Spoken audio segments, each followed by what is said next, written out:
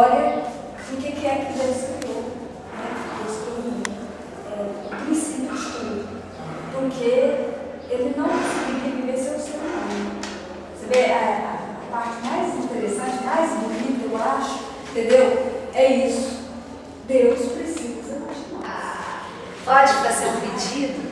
A oração dos fiéis, a gente faz um pedido também em voz baixa, não precisa ser aquele pedido que está sendo falado lá na igreja só. Você, em pensamento, você pensa uma coisa que você quer fazer. Vocês ouviram isso, né?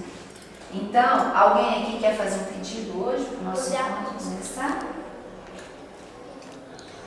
Vamos pedir para que aumente as vocações sacerdotais.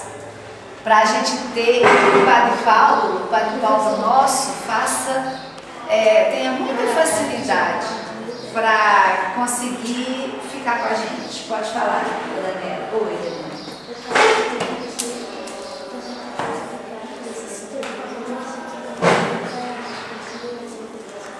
Amém. Quem mais quer pedir? Quem mais? Oi. Oi. Não? Então tá. Então vamos rezar. De novo. Ave Maria, cheia de graça, o Senhor é convosco. Bendita sois vós entre as mulheres. Bendito é o fruto do vosso ventre, Jesus. Santa Maria, Mãe de